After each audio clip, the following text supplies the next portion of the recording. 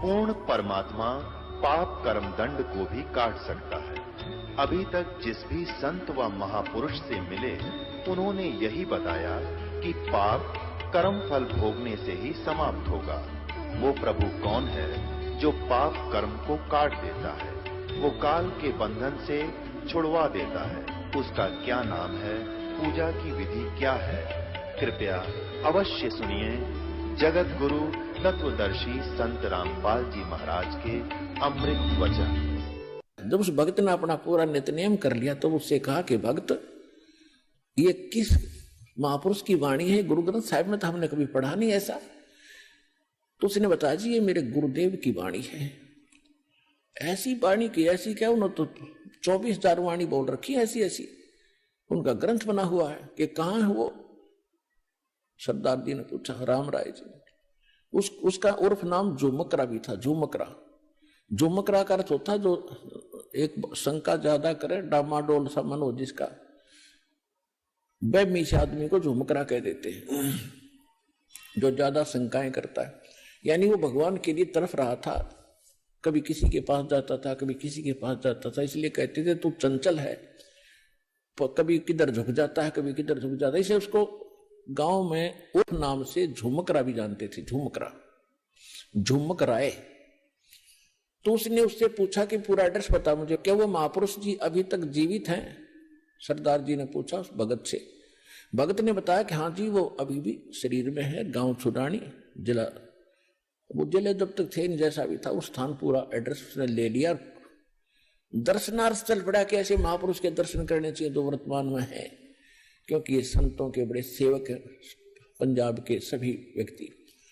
तो वहां से चला जैसे तैसे पैदल गया कि जो भी था साधन, गांव में पहुंचा, गरीबदास जी से भेंट हुई, चर्चा चली। तो उन्हें सारी कहानी बताई कि ऐसे ऐसे पूर्ण परमात्मा कोई और है, उसकी भक्ति विधि कुछ अन्य ही है। फिर उन्हें बताया कि हम सुल्तानी नानक तारे दादू को उपदेश दिया, जात दुलाहा भेद न पाया, वो काशी माहे कबीर हुआ। गुरु ग्रंथ साहिब के पृष्ठ नंबर 24 पर लिखा है, फाई सूरत मुल्क की वेश ए ठगवाड़ा ठगी, देश खरा सियाणा बहुता भारी, धानक रूप रहा करता। 721 पृष्ठ पर लिखा है, एक अर्ज गुप्तम पेश तो दर कौन करतार, हक्का कबीर करीम तू बे परवरदिगार। पहले महले की वाणी है, नानक साहिब की वाणी। हक्का कबीर यानी सत कबीर, हे परवरदिगार, हे सारी सृष्टि के रचनहार करतार। नानक जी कहते हैं ये सत कबीर जो है ये पूर्ण परमात्मा है। 731 पृष्ठ पे कहा है कि अंधला नीच जात परदेसी मेरा, खिन आवे तिल जावे, और जाकी संगत नानक रेंदा कैसे मोड़ा पावे। नीच जात परदेसी मेरा, और काफी डिटेल बताई उसको। अनंत कोट ब्रह्मांड का एक रति निभार, और सतगुरु पुरुष कबीर हैं ये कुल के सज्जन। तो सरदार जी के एकदम प्रभावित हुआ और कहा कि हे भगवान, हे महाराज, ऐसा ज्ञान तो आज तक किसी ने बताया है नहीं। हमारे को पौना घंटे की वाणी है सदग्रंथ साहिब के अंदर। गरीबदास जी का जो ग्रंथ है उसको सदग्रंथ साहिब बोलते हैं, सच्चा ग्रंथ, यथार्थ ज्ञान उसके अंदर। तो उसमें एक पौने घंटे तक पढ़ा जाता है, पाठ में बच्चे करते हैं डेली, उसमें आता है। इसमें ग्रंथ साहिब में लिखा है, झुमकराय नाम है उस अंग का। उसमें क्या बोला है कि तत्व भेद कोई ना कह रे झुमकरा, ये पैसे ऊपर नाच सुनो राई झुमकरा, कोटों मध्य कोई नहीं रे झुमकरा, अरबों में कोई गर्क सुनो राई झुमकरा। कहते इस ज्ञान के जानने वाला, ये तो पैसे का ऊपर नाच हो रहा सबका, और इस तत्व भेद के जानने वाला तुझे करोड़ संतों में नहीं मिलेगा, करोड़ों में, अरबों में कोई मिलेगा, अरबों में कोई गर्क। जैसे हमारी देसी भाषा है हरियाणा की, किसी के पास घना धन होता ना, घने पैसे होते, सेठ साहूकार होता, तो उसको यूं क्या करें भाई तो धन में गर्क हो रहा है, गर्क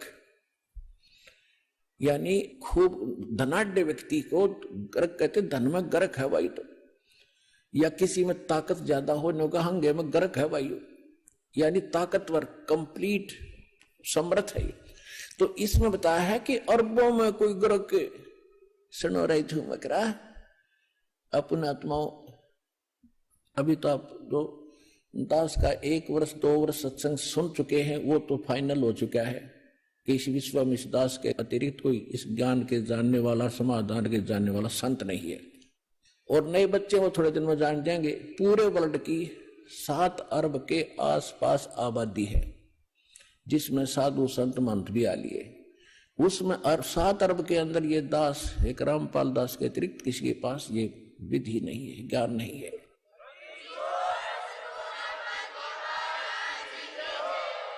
और ये गरीबदास साहब जी कह रहे हैं कि कोटों मध्य कोई नहीं रहे झूमक रहा, करोड़ों में नहीं मिलेगा तुझे, अरबों में कोई गर्क सुनो राई झूमक रहा, तत्व भेद कोई ना कहर झूमक रहा, ये पैसे ऊपर नाच सुनो राई झूमक रहा।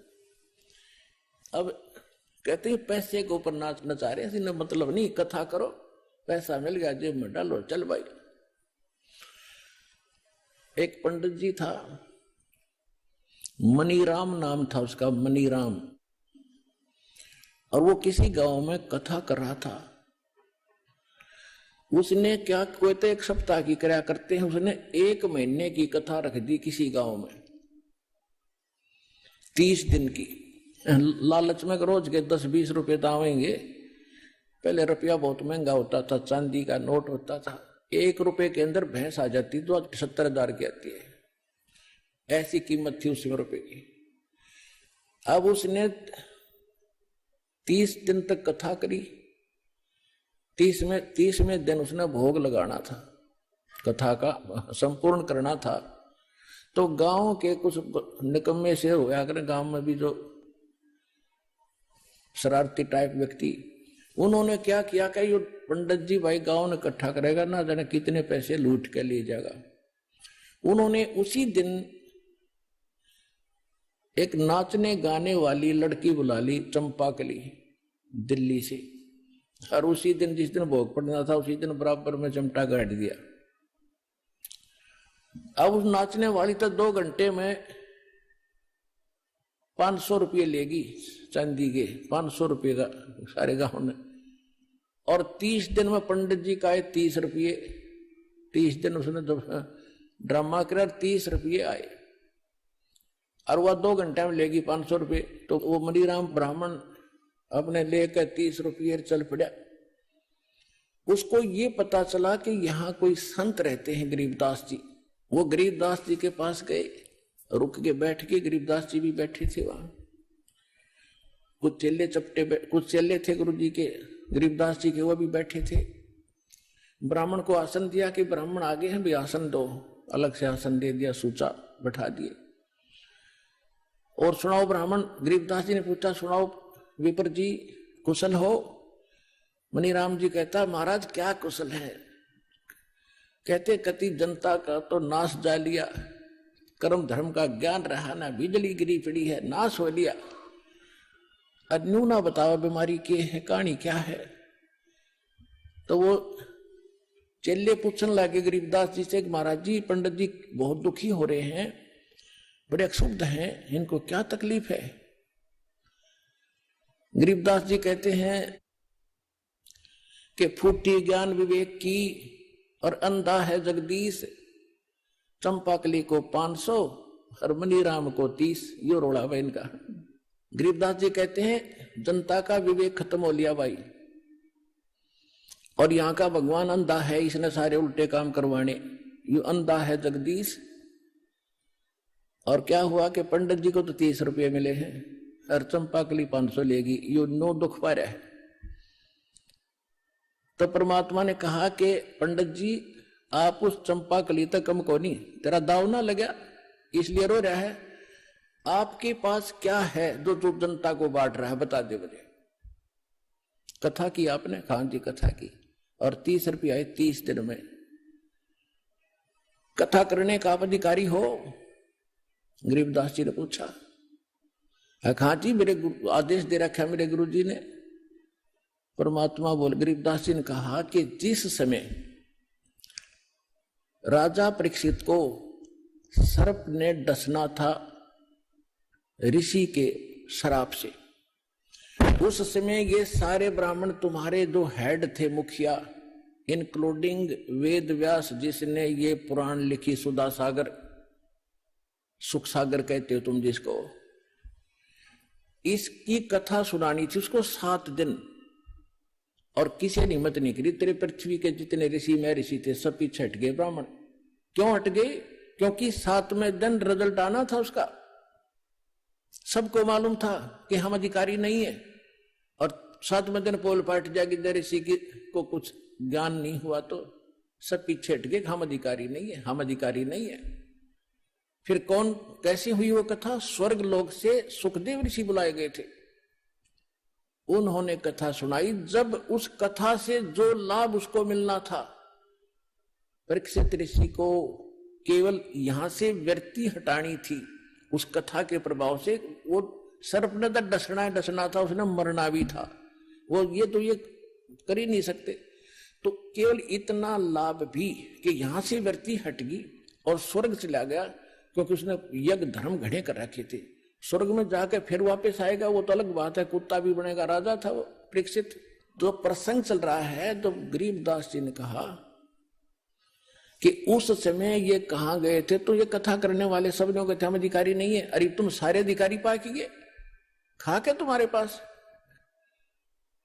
तो उसी समय शांत हो गया वो ब्राह्मण था, क्योंकि भगवान के लिए तरफ रहा था कि महाराज बिल्कुल सच्ची बात कही आपने। क्योंकि पढ़ रखी थी कथा, उसको तो बताने की जरूरत नहीं विस्तार से कि फिर कारण क्या है दाता, कि भाई भक्ति कर, इन कथाओं से बात नहीं बढ़ेगी। जिस जिसका तेने पैसा लिया है, किसी का बैल बनेगा, किसी का गधा बनेगा, ये एक एक पाई का हिसाब होगा तेरा। कहा तुम कर्म खराब करते फिर रहे हो, अधिकारी नहीं हो, तुम्हारे पास कोई भक्ति मार्ग नहीं है, तुम्हें ज्ञान नहीं भक्ति का। उसी समय उस ब्राह्मण ने समर्पण कर दिया, महाराज बंधक कल्याण चाहिए, आज के बाद कान पकड़ लिया, कति या गलत काम नहीं करूंगा, और भक्ति करी, अपना मोक्ष प्राप्ति की। अब क्या बताते हैं कबीर साहब, कहते हैं करनी तज कथनी कथ, अज्ञानी दिन रात, और कुकर जो भोकत फिरे ये सुनी सुनाई बात। एक पंडित जी था, वो क्या कर रहा था कि मैं प्रतिदिन रामायण का पाठ किया करता, कुछ पृष्ठ अपने ही घर पे डेली, उसने जैसे हम नित्यनेम करते हैं, ठीक है। एक दिन उसको किसी कामवश किसी शहर में जाना पड़ गया, और अपने गांव से कुछ दूरी पर दूसरे गांव में स्टेशन था, वहां पहुंच गया। उसके साथ एक उसके गांव का और व्यक्ति था। अब जिस स्टेशन पर वो पहुंचा तो गाड़ी रुकी, गाड़ी में ब्राह्मण और उसका साथी चढ़ गए। डब्बा खचाखच भरा था, खड़े थे लोग, कुछ बैठे थे। कुछ गाड़ी चल पड़ी। कुछ देर के बाद ब्राह्मण ने सीट पर बैठे व्यक्तियों से कहा कि मुझे थोड़ा स्थान दे दो। उन्होंने पूछा कि क्या आप बीमार हो?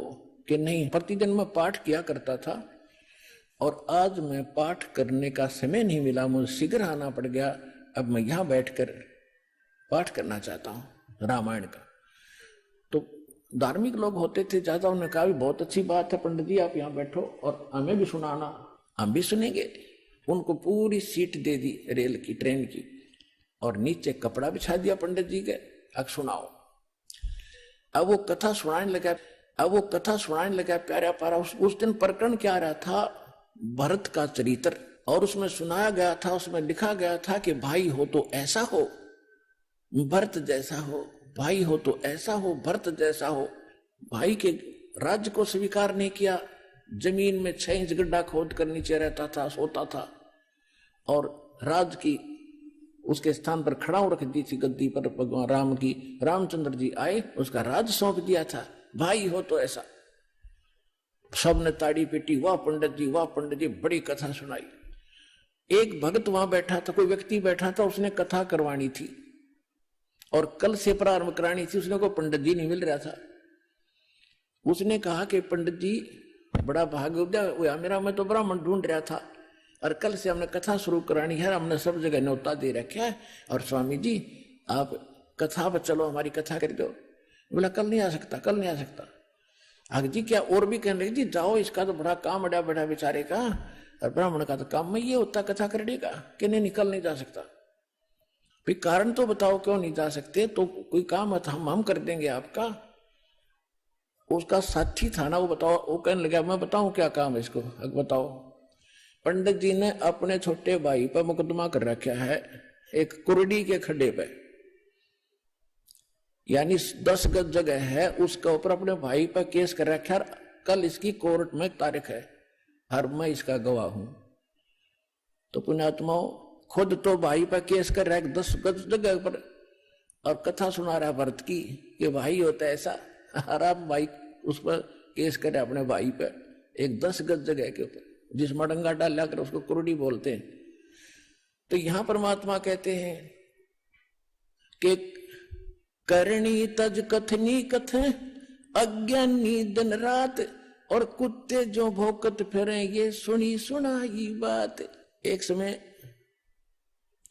एक तोतादर नाम का स्थान है, तोतादर, और वहां पर ब्राह्मणों का ये भंडारा था, सम्मेलन था। और उधर से परमेश्वर कबीर जी के गुरु जी थे रामानंद ब्राह्मण, और परमेश्वर धानक जुलाहे, और रामानंद उनके वैसे तो मुंह बोले तो गुरु जी थे, लेकिन उनको पता चल चुका था परमात्मा है। लेकिन परमात्मा के आदेश अनुसार वो केवल भूमिका कर रहे थे गुरु की। अब उन ब्राह्मणों ने तोतादेर में जो समागम था, सभी ब्राह्मण बुलाए थे, तो रामानंद जी तो बहुत पहुंचे हुए माने जाते थे, उसको आमंत्रित करना अनिवार्य था, वो तो आमंत्रित कर दिए। तो जहां भी रामानंद जी कबीर साहब के मिलने के बाद वो परमेश्वर को साथ ले जाते थे।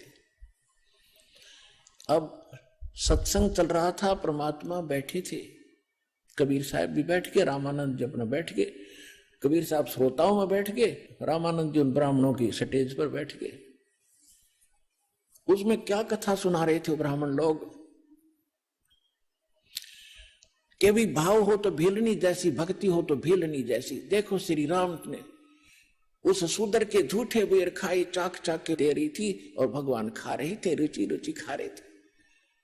भाव भक्ति हो तो ऐसी हो, भगत हो तो ऐसा हो, और रामचंद्र जैसे भगवान और गुरु हो जैसे कभी छुआछात नहीं किया।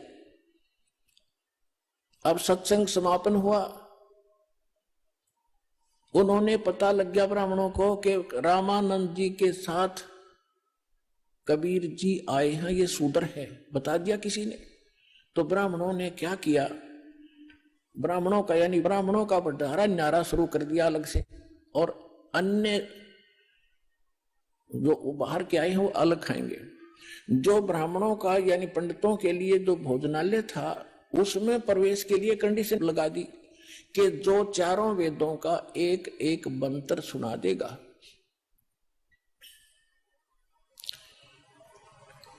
वही इस भंडारे में आओगा। उनको मालूम था कबीर जी तो जानते नहीं, संस्कृत पढ़े नहीं, इसलिए आप पे ठट जाएंगे। अब जब सब ब्राह्मण आ रहे थे, उन्हें तो गोट रखे थे, श्लोक सुनाओ और फटते मंत्र सुनाओ और अंदर जाओ, मंत्र सुनाओ अंदर जाओ।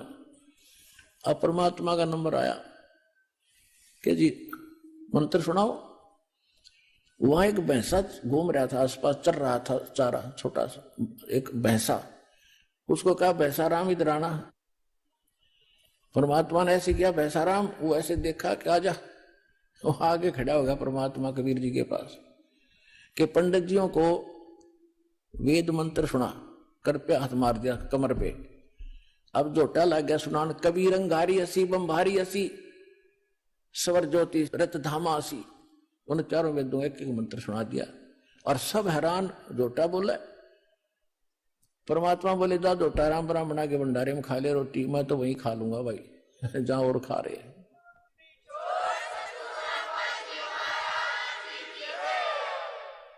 वहां कम से कम 4-5 हजार ब्राह्मण थे। परमात्मा ने 2 घंटे सत्संग किया वहां पर खड़ा होकर। अरे तुम बात तो सुना रहे थे बेलनी और राम की, तुम भगवान से बड़े हो गए। उसने तो सुदर से कोई नफरत नहीं की, बेलनी से, और तुम नफरत कर रहे हो। यहां परमात्मा ने कहा था कि करनी तज कथनी कथे अज्ञानी दिन रात, और कुकर जो भौकत पर ये सुनी सुनाई बात। कथनी कर का है नहीं कहते, कथनी के सूर्य घने ये कथे अटंबर ज्ञान, और बार जवाब आवे नहीं फिर लीद करे मैदान। 5000 ब्राह्मणों ने परमात्मा का ज्ञान स्वीकार किया और नाम स्वीकार किया और भक्ति की अपना कल्याण करवाया।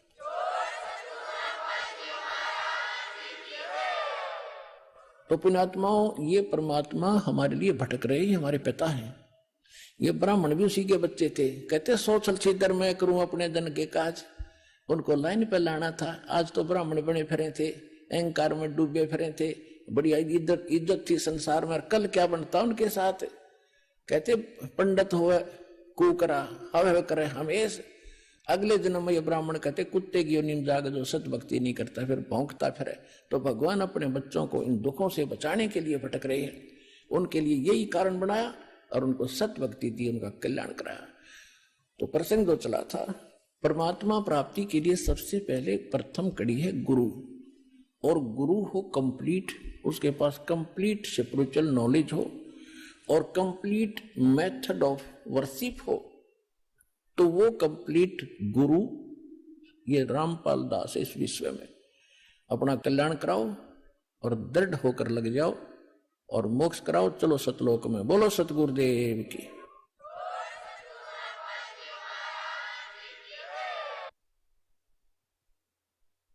परम पिता परमात्मा पूर्ण ब्रह्म सारी सृष्टि के रचनहार कबीर देव कबीर साहिब कबीर परमेश्वर जी की असीम रजा से आप सभी पुण्यात्माएं सत्संग सुनने के लिए उपस्थित हुए। जिस प्राणी के बहुत ही अधिक पुण्य उदय होते हैं वो मानव शरीर प्राप्त करते हैं, और जिन मानव शरीर प्राप्त प्राणियों को सत्संग प्राप्त होता है वो बहुत ही शुभ संस्कारी हंस होते हैं। सत्संग में आने से प्राणी को ज्ञान होता है कि आप कहाँ रह रहे हो, आपके जीने का उद्देश्य क्या है, मनुष्य शरीर किस लिए प्राप्त हुआ है। आप आज मानव शरीर प्राप्त हैं और आपको कितनी सुविधाएं प्राप्त है। अन्य पशु पक्षियों को आप देखते हो, कभी ध्यान भी नहीं देते कि ये इतने दुखी क्यों हैं। गर्मी और सर्दी, वर्षा और ओले गिरते हैं, ये सारा जीवन ऐसे ही प्राकृतिक आपदाओं को सहन करते करते मर जाते हैं। आप जी ने ये सोच रखा है कि ये तो ऐसे बनते रहेंगे और हम मनुष्य हैं, मनुष्य ही बनते रहेंगे। ऐसा नहीं है। ये भी कभी मानव थे, ये भी कभी मनुष्य थे, और इनको तत्वदर्शी संत सतगुरु मिले नहीं। ये भी अपने अनमोल मनुष्य जीवन को ऐसे ही व्यर्थ कर गए जैसा कि हम सतगुरु प्राप्ति से पूर्व कर रहे थे। तो आपका बहुत सौभाग्य है कि आपको ये ज्ञान मिला, सच्चा भगवान मिला, और जिस नाम को अभी तक बहुत ही गुप्त रखा हुआ था वो आपको सतनाम मिला। अब परमात्मा ने कसर नहीं छोड़ी आपके ऊपर रहम करने की। अब आप इस रजा को बना के रखना, भूल मत जाना और गफलत ना करना। जो भी जिस भी समुदाय में जन्मा है उसी कर्म को, उसी साधना को सत्य मान रहा है, और यही सबसे बड़ी भूल है इस प्राणी की।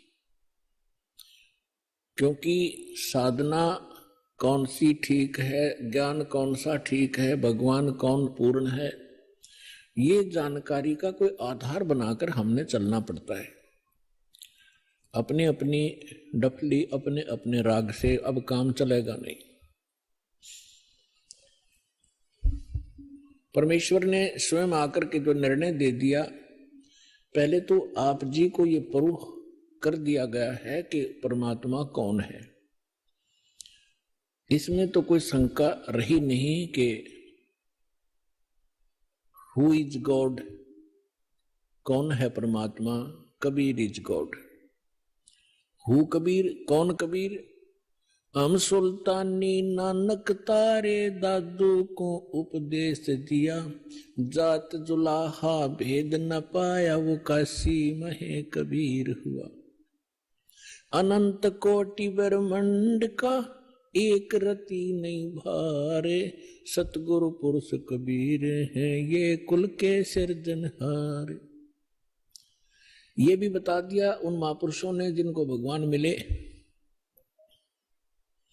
कि काशी के अंदर जो धानक रूप में, दुल्हे रूप में रहा करते थे, जिसको हम एक कवि माना करते थे, वो पूर्ण परमात्मा है। वो अनंत कोटि ब्रह्मांड के सृजनहार हैं, सबके पालक हैं और वो हमारे सबके पिता है।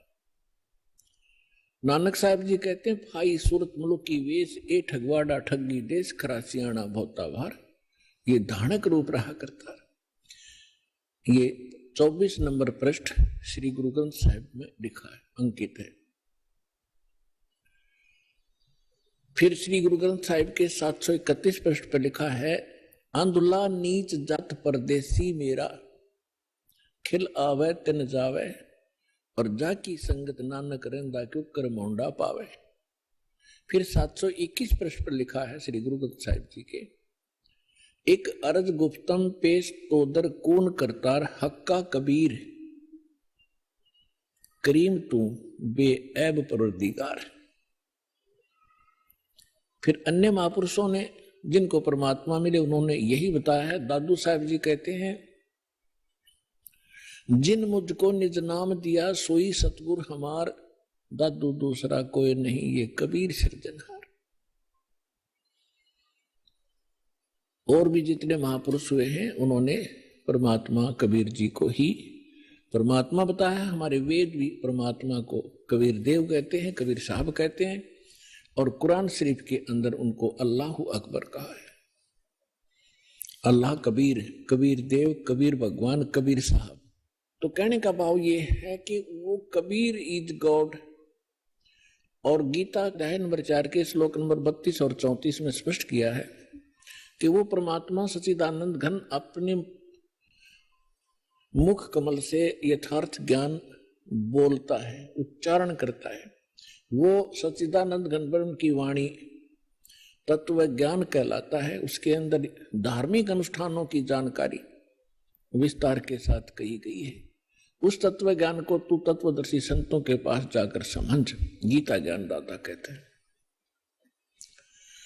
और वो तत्वदर्शी संत तुझे उस तत्व ज्ञान और परमात्म ज्ञान का और तत्व ज्ञान का उपदेश करेगी।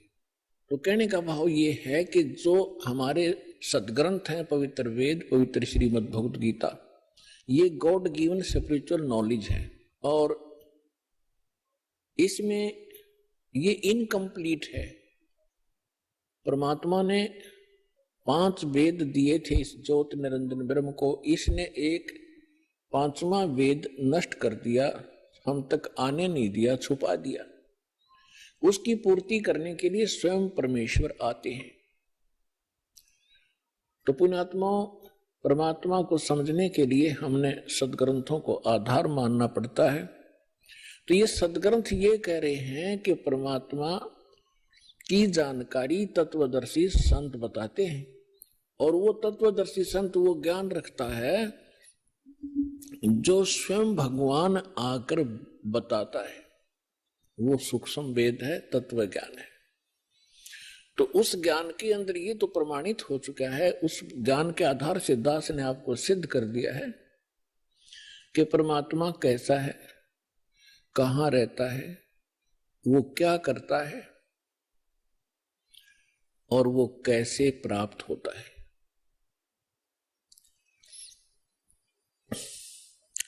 तो अब हमने उस अध्यात्म ज्ञान को समझना है। अपनी विशेषकर हिंदू धर्म के अंदर श्रीमद् भगवत गीता एक बहुत ही शिरोधार्य शास्त्र माना जाता है और सत शास्त्र कहलाता है। परमात्मा ने 600 वर्ष पहले जो ज्ञान बोला था, उस समय हमारे धर्म गुरुओं ने परमात्मा का इतना विरोध करा दिया था कि हम भूल गए थे कि कबीर नाम का कोई व्यक्ति रहा होगा। केवल पुस्तकों में पढ़ा करते थे, कबीर साहब की वाणी पढ़ ली, ठीक है, दोहे इसलिए पढ़ा करते थे कि वो हमारे एग्जाम के अंदर उनमें से कुछ अंश हमने लिखना पड़ता था। अब जब हम तत्व ज्ञान से परिचित हुआ ये दास, तो पता चला ये कबीर साहब कवि ही नहीं थे, ये परमेश्वर भी थे। तो उस परमेश्वर ने 600 वर्ष पहले कहा था, सुखदेव ने 84 भुगती, बन्या पजावे खरवो, तेरी क्या बुनियाद पुरानी, तो पेंडा पंथ पकड़वो।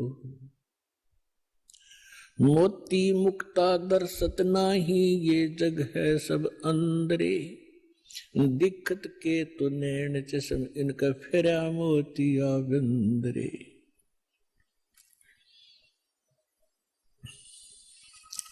परमात्मा कहा करते थे कि जिनको तुम विद्वान मानते हो, इन पंडितों को, मंडलेश्वरों को, महर्षियों को, ये कख भी नहीं जानते, कै ख भी नहीं जानते, अध्यात्म मार्ग।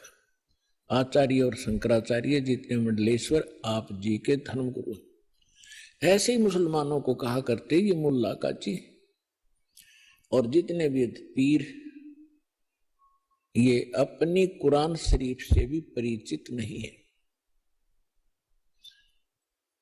तो इस बात से उस समय के सभी वो नकली धर्मगुरु परमात्मा का विरोध किया करते थे और उस परमात्मा को हमारे हृदय से कति गिरा दिया था, ये कह करके कि कबीर साहब तो अशिक्षित हैं, कोरी झूठ बोलते हैं, ये क्या जाने सदग्रंथों को। आज से 600 वर्ष पहले परमात्मा ने अपनी प्यारी आत्मा धर्मदास जी से कहा था, धर्मदास ये जग बोराना, कोई न जाने पद निर्वाणा, यही कारण मैं कथा पसारा, सबसे कहिए वो राम नियारा। यही ज्ञान जग जीव सुनावो, सब जीवों का भरम नसाओ। भरम गए जग वेद पुराना, आदि राम का वेद न जाना। अब मैं तुमसे कहूं चताई, तेरे देवन की उत्पत्ति वाई। तेरे तीनों देवताओं की उत्पत्ति बताता हूं, ब्रह्मा विष्णु महेश की कैसे जन्म हुआ। माँ अष्टंगी पिता निरंजन, ये जुम दौरुण वंशन अंजन। पहले कीन निरंजन राई, पीछे से माया उपजाई। माया रूप देख अति शोभा, देव निरंजन तन मन लोभा। देवी को तुरंत धर खाए, पेट से देवी करी पुकारा। साहेब मेरा करो उभारा, टेर सुनी तब ता हम आए। अष्टंगी के बंद छुड़वाए।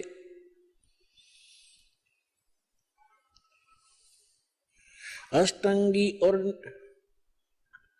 काल अब दो मंद कर्म से गए बिगोई। धर्मराय की ने भोग विलासा, माया को रही तब आशा। तीन पुत्र अष्टंगी जाए, ब्रह्मा विष्णु शिव नाम धराए।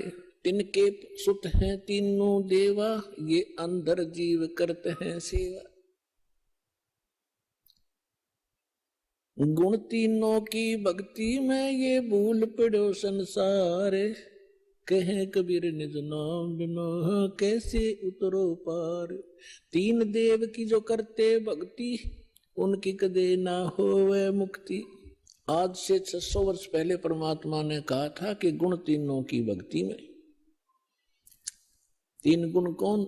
रजगुण ब्रह्मा, सतगुण विष्णु, तमगुण शिव जी। इन तीनों देवताओं की भक्ति में ये भूल पड़ो संसार। और कहें कबीर निज नाम बिना, यथार्थ मंत्र के बिना तुम कैसे उतरो पार।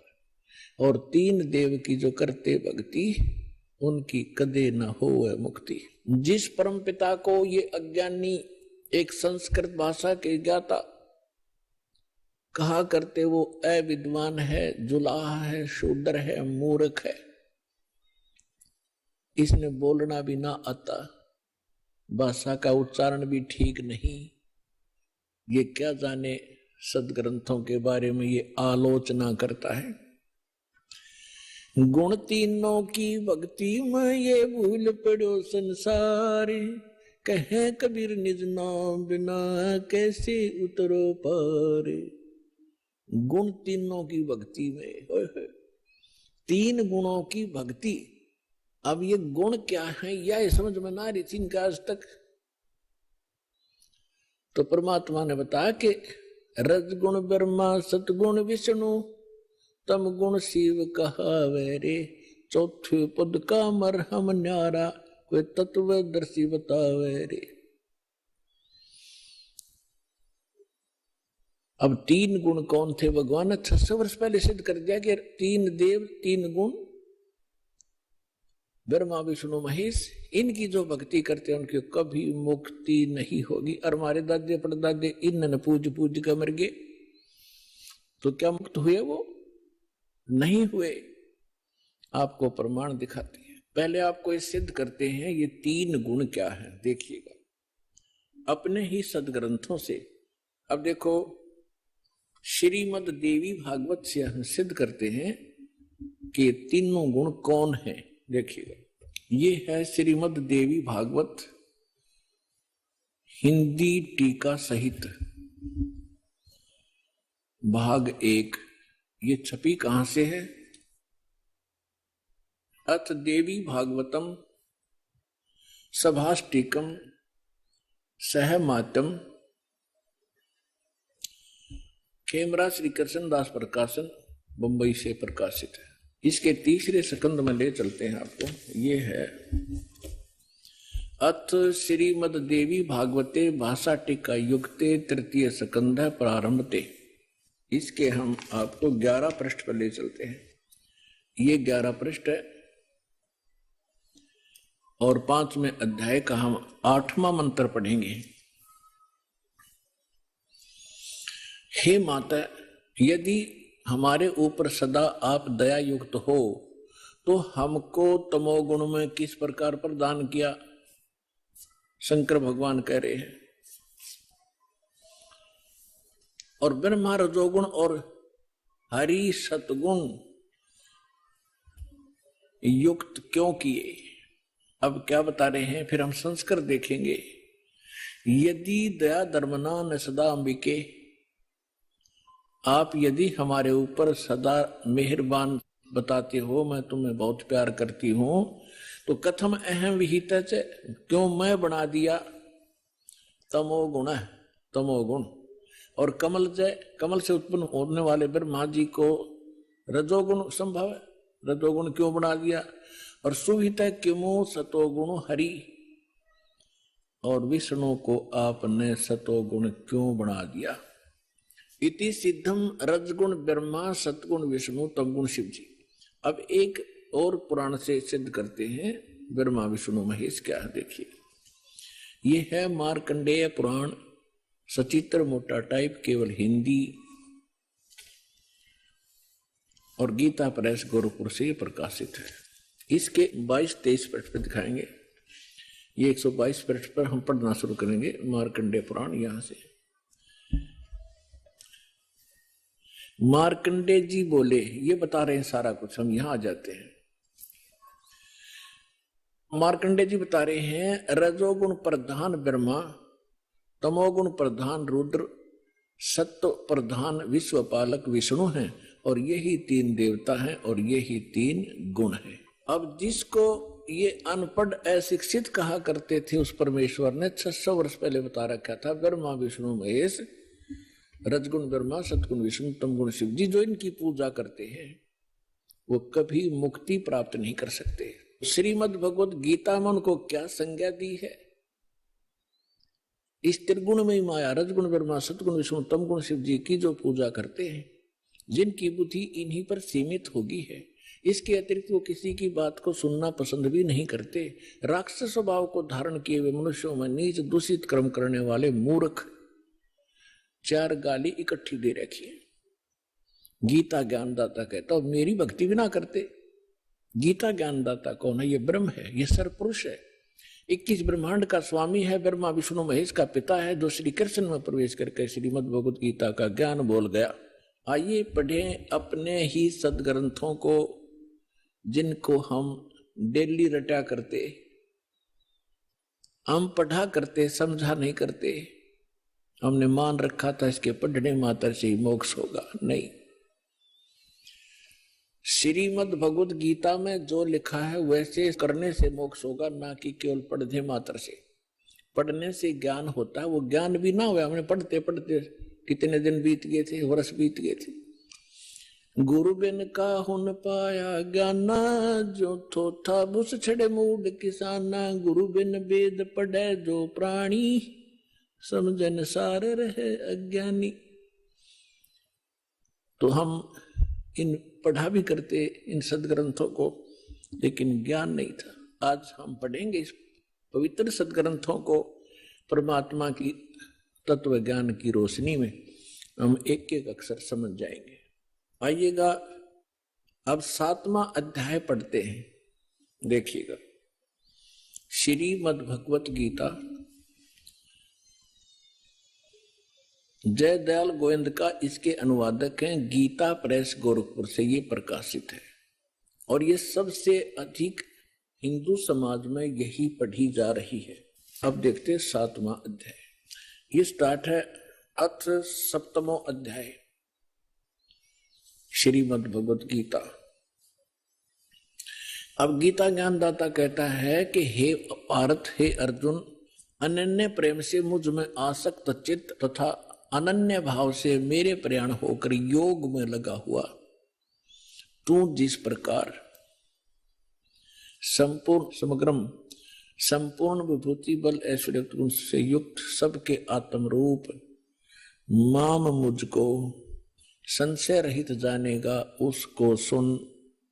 अब क्या कहता है गीता ज्ञानदाता? कहता है कि अब जो ज्ञान सुनाने जा रहा हूं, इसके जानने के बाद तुझे कोई शंका नहीं रहेगी मैं क्या हूं। आगे देखो, दूसरे श्लोक में कहा है 7वां अध्याय दूसरा मंत्र, मैं तेरे लिए इस विज्ञान सहित तत्व ज्ञान को, इस ज्ञान को, तत्व ज्ञान नहीं, ज्ञान को पूर्णतः कहूंगा, जिसको जानकर संसार में और कुछ भी जानने योग्य शेष नहीं रह जाता। अब क्या बता रहा गीता ज्ञानदाता कि ऐसा ज्ञान सुना दूंगा, इसके बाद फिर कुछ जानने की आवश्यकता नहीं रहेगी। फिर देखिएगा इसमें क्या बताता है तीसरे मंत्र में, हजारों मनुष्यों में कोई एक सिद्धेय माने परमात्मा प्राप्ति के लिए प्रयत्न करता है,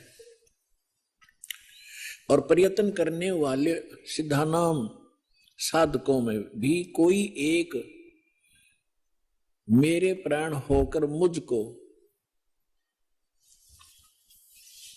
तत्व से वेति माने जानता है, तत्व से जानता है। ये क्या कह रहा है कि परमात्मा की प्राप्ति के लिए हजारों में से कोई ही भक्ति करना चाहता है, परमात्मा की प्रयत्न कर रहा है, उनमें से मेरे तक भी कोई एक आधा ही पहुंचता है, ना तो नीचे के देवी देवताओं तक ही सीमित रह जाते हैं। आगे देखो फिर क्या बता रहे हैं, चौथा और 5वें का इकट्ठा अनुवाद है, पृथ्वी जल अग्नि वायु और आकाश मन बुद्धि और अहंकार, इस प्रकार यह है 8 प्रकार से विभाजित मेरी प्रकृति है। यह 8 प्रकार से भेद वाली तो अपरा मेरी जड़ प्रकृति है, और हे महाभाव इससे दूसरी जिससे ये संपूर्ण जगत धारण किया जाता है, मेरी जीव रूपा चेतन प्रकृति जान। अब यहां दो से दोगे, दो प्रकृति, एक तो इन्होंने बता दिया 5 तत्व और मन बुद्धि और अहंकार, ये 8 प्रकार से बनी प्रकृति। दूसरी बता रहे हैं ये चेतन प्रकृति, ये दुर्गा है। दुर्गा, अब देखो ये सिद्ध हो रहा है कि दुर्गा को भी प्रकृति कहते हैं, और आप जी को बहुत बार इन सदग्रंथों में प्रमाणित किया है। जैसे श्री देवी भागवत सचित्र मोटा टाइप गीता प्रेस गोरखपुर से प्रकाशित के 3रे स्कंद में 123 पृष्ठ पर विष्णु जी कहते हैं अपनी मां के विषय में। अब पुण्यात्माओं ये सारे कंसेप्ट साथ साथ क्लियर करने पड़ेंगे, क्योंकि बहुत से श्रोता प्रथम बार आते हैं तो उन्होंने ये ज्ञान गहनता से सुना नहीं होता ध्यान से, और थोड़ा बहुत सुन लेते हैं, पुण्यात्मा शीघ्र प्रेरित हो जाते हैं, वो आते हैं। तो यहाँ इनको बैठकर सुनने का समय मिलता है 2 घंटे सुबह, 2 घंटे शाम को। तो इसलिए यहाँ एक विशेष विस्तार के साथ ये ज्ञान सुनाया जाता है। ये श्रीमद देवी भागवत देखिएगा, सचित्र मोटा टाइप हिंदी, गीता प्रेस गोरखपुर से प्रकाशित है, और परमात्मा चाहने वाले हिंदुओं के घरों पर लगभग रखी पाओगी। ये है संक्षिप्त श्रीमद देवी भागवत सचित्र मोटा टाइप, केवल हिंदी। प्रकाशक हैं हनुमान प्रसाद पोदार चमनलाल गोस्वामी, और गीता प्रेस गोरखपुर से प्रकाशित है। इसके 123 पृष्ठ पर पढ़ने पर्याप्त है। 123 पृष्ठ, 3रा स्कंद, संक्षिप्त देवी भागवत। तुम शुद्ध स्वरूपा हो, ये सारा संसार तुम ही से उद्भासित हो रहा है। मैं ब्रह्मा और शंकर हम सभी तुम्हारी कृपा से विद्यमान हैं। हमारा आविर्भाव माने जन्म, तिरोभाव माने मृत्यु हुआ करता है। हमारा तो जन्म मृत्यु होता है, केवल तुम ही नित्य हो, जगत जननी हो, प्रकृति और सनातनी देवी हो। भगवान शंकर बोले यदि भगवान विष्णु तुमसे प्रकट हुए हैं तो उनके बाद उत्पन्न होने वाले ब्रह्मा भी तुम्हारी बालक हुए, फिर मैं तमोगुणी लीला करने वाला शंकर क्या तुम्हारी संतान नहीं हुआ? अर्थात मुझे भी उत्पन्न करने वाले तुम ही हो। शिवे, संपूर्ण संसार की सृष्टि करने में तुम बड़ी चतुर हो। शिवे, शिवे भी कहा इसको। इस संसार की सृष्टि, स्थिति और संहार में तुम्हारे गुण सदा समर्थ हैं। उन्हीं तीनों गुणों से उत्पन्न हम, तीनों गुणों, रजगुण ब्रह्मा, सतगुण विष्णु, तम गुण शिव जी, उन्हीं तीनों गुणों से उत्पन्न हम ब्रह्मा विष्णु एवं शंकर नियमानुसार कार्य में तत्पर रहते हैं। अब ये क्या सिद्ध हो गया? इस थोड़ी सी पंक्तियों में कितने कंसेप्ट क्लियर हो गए। नंबर 1, ब्रह्मा विष्णु महेश की जन्म मृत्यु होती है। नंबर 2, दुर्गा को प्रकृति कहते हैं। नंबर 3, ब्रह्मा विष्णु महेश की माता दुर्गा है। और नंबर 4, रजगुण ब्रह्मा, सतगुण विष्णु, तमगुण शिव जी। नंबर 5, ये केवल वर्क डन ही दे सकते हैं, जैसा कर्म जीव ने किया उसमें कोई परिवर्तन नहीं कर सकते, नियमित कार्य ही कर सकते। आइए अब हम उन श्रद्धालुओं के अनुभव जानते हैं जो जगत गुरु तत्वदर्शी संत रामपाल जी महाराज जी से दीक्षा प्राप्त कर चुके हैं तथा उनके द्वारा बताए गए भक्ति मार्ग पर चल रहे हैं। जी नमस्कार। नमस्कार जी। जी क्या नाम है आपका? कृपाल सिंह जी। कृपाल सिंह जी, कहाँ से आए हो आप? मैं जी गांव जानकीदास वाला, तहसील सूरतगढ़, जिला श्रीगंगानगर, राजस्थान से। सर, संत रामपाल जी महाराज जी से जुड़ने से पहले आप क्या भक्ति साधना करते थे? बस जी नॉर्मल जो पंजाबी परिवार में होता है, गुरुद्वारे में जाना संक्रांत वाले दिन और अमावस्या वाले दिन, बुढ़ा जोड़ जहाँ पास में धार्मिक स्थल था वहाँ चले जाते थे, मंदिरों में और मठों इधर उधर चले जाते थे। सर, कोई गुरु भी बनाया था आपने पहले? नहीं जी, मेरे पिताजी ने गुरु बनाया था, मैंने नहीं गुरु बनाया, क्योंकि मेरी आत्मा जब भी जहाँ भी जाती थी स्वीकार नहीं करती थी कि ये गुरु पूरा हो गया, इसलिए मैंने कभी कोई गुरु नहीं बनाया। तो सर, संत रामपाल जी महाराज जी के बारे में कैसे पता चला आपको? संत रामपाल जी महाराज से जुड़ने का मेन कारण जी मेरी लड़की था, जिसको एक प्रेतवादा ने परेशान कर रखा था। मैंने हर जगह से इलाज कराया, उसका कहीं से कोई इलाज नहीं हुआ। आखिर में मेरे से उस प्रेतवादा का झगड़ा भी हो गया। बोला जी मैं इस लड़की को मारूंगा। मैंने कहा जी मेरे जीते जी तू इस लड़की को नहीं मार सकता। बोला क्यों नहीं मार सकता, तू मेरा क्या कर लेगा? मैं कुछ भी करूं, चाहे आपको इस लड़की को जो है मारने नहीं दूंगा मैं। फिर मैं जी ऐसे करते करते खेत चला गया। खेत जाके परमात्मा से अरदास लगाई कि हे परमात्मा, अगर तुम धरती पर कहीं है तो ये छोटी मोटी प्रेत बाधाएं जो हमको परेशान कर रही है, क्या इनको दूर नहीं कर सकता? अगर तो धरती पर नहीं है तो हमें मनुष्य जीवन जो मिला है, इसका मेन मकसद तो भक्ति करके मोक्ष प्राप्त करना है। और आप मिले नहीं तो हमारा मनुष्य जीवन बेकार जाएगा। इसलिए तो या तो हमारा ये मनुष्य जीवन है, इसको आप छुड़ा दो, खत्म कर दो। नहीं तो अब अगर आप कहाँ हैं धरती पर, हमें उसकी सूचना दो, मिलो, ताकि हम आपको प्राप्त करें, भक्ति करें आपकी। फिर क्या हुआ? होना क्या था जी, उसके बाद मैं वैसे ही बाजार में जैसर में चला आया। वहाँ मेरे को एक पुस्तक मिली ज्ञान गंगा नाम की। वो पुस्तक मैं घर ले गया। मेरे को पुस्तकें पढ़ने का, नावल पढ़ने का, धार्मिक पुस्तकें पढ़ने का बचपन से ही शौक था। तो मैं ज्ञान गंगा घर ले गया। उसके मैंने पहले वाले सिर्फ 3 पेज पढ़े थे जी, जिसमें लिखा था ब्रह्मा विष्णु महेश के माता पिता कौन है, दुर्गा का पति कौन है। वे पढ़ने के बाद में मेरी आत्मा ने स्वीकार कर लिया कि ये जो पुस्तक लगने वाला संत है, ये पूरा गुरु हो सकता है। फिर मैंने पीछे मास्टर राम कुमार जी का लिखा हुआ एक इंटरव्यू था, वो पढ़ा। उसमें भी उसने बता रखा था जी मेरे ऐसे प्रेत बाधा थी, ठीक हो गई। उसके बाद मैंने कुछ नहीं देखा। उसी दिन से मैंने मेरे पिताजी से बात की, उनको बताया जी आपके राधा स्वामी वाले तो ये कुछ कर नहीं सकते इस प्रेत बाधा का। तो मैं इस संत रामपाल जी से बरवाड़ा जाके नाम दीक्षा लेना चाहता हूँ। तो मेरे पिताजी ने मेरे को इजाज़त दे दी और मैं 31 जुलाई 2011 को जाके आश्रम में नाम दीक्षा ली। नाम दीक्षा लेने के बाद में उस समय सत्संग खत्म हो चुका था जिस दिन मैं गया।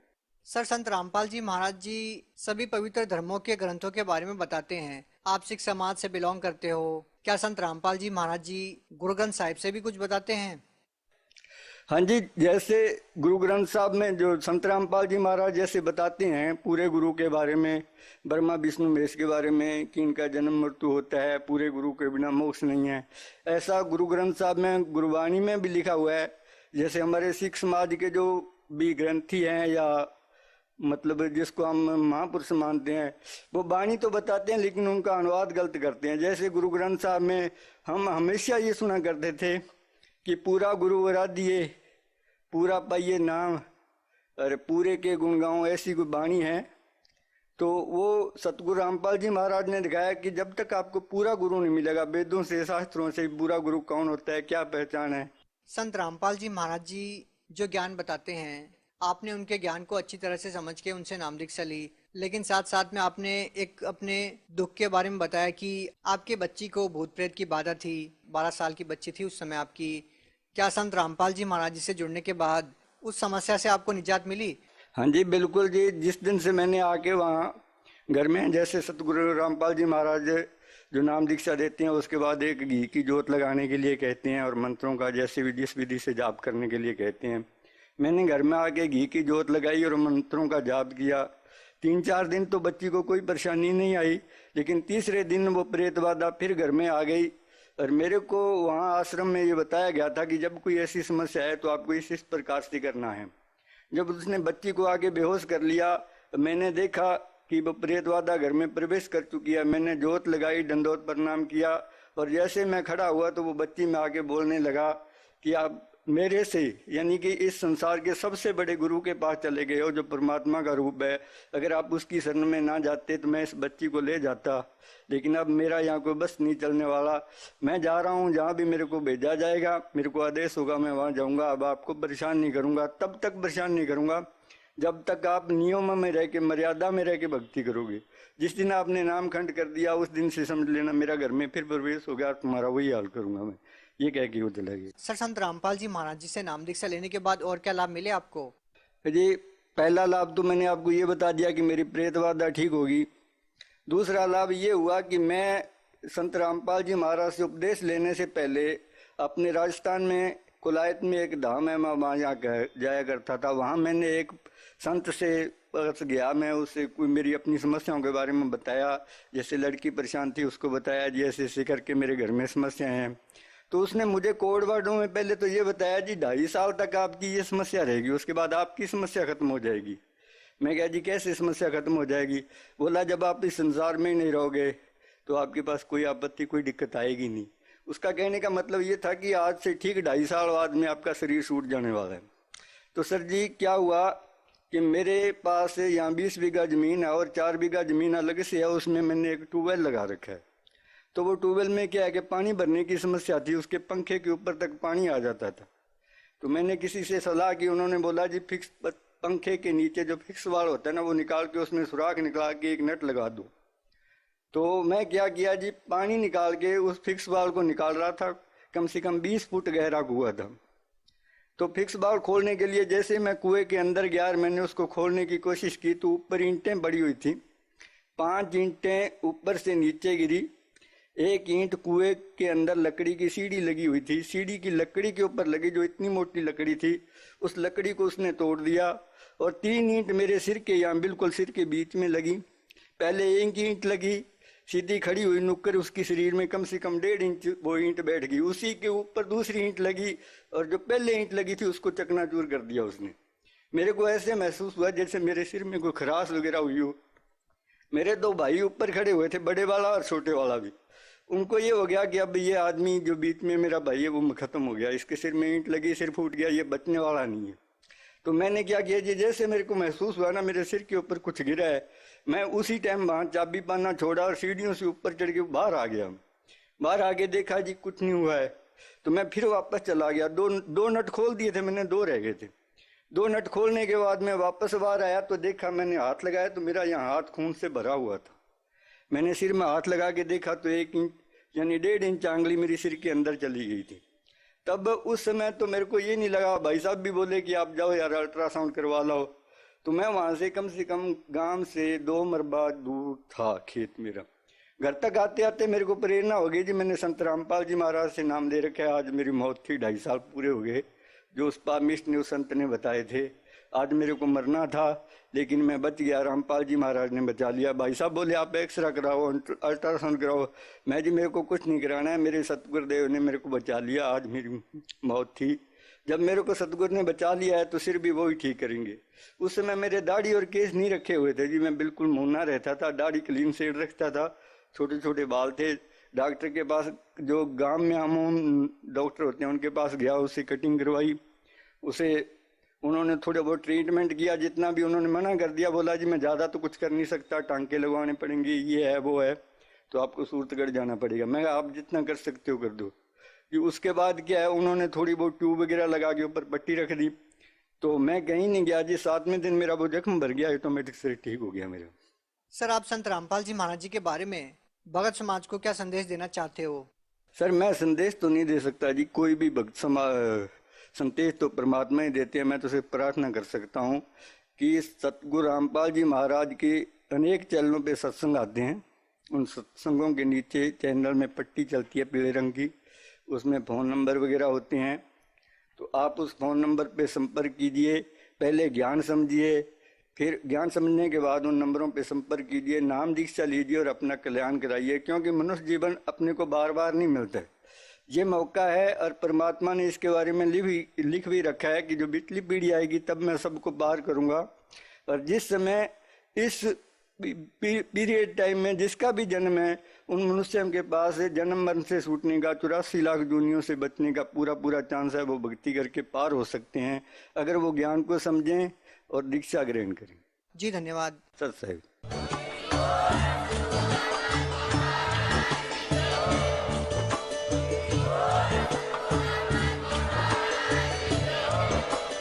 आप सुन रहे थे जगत गुरु तत्वदर्शी संत रामपाल जी महाराज जी के मंगल प्रवचन। अधिक जानकारी के लिए विजिट कीजिए हमारी वेबसाइट www.jagatgururampalji.org। संत रामपाल जी महाराज जी के शुभ आशीर्वाद से पूरे विश्व भर में 500 से भी ज्यादा नाम दीक्षा केंद्र हैं, जिन पर संत रामपाल जी महाराज जी द्वारा ऑनलाइन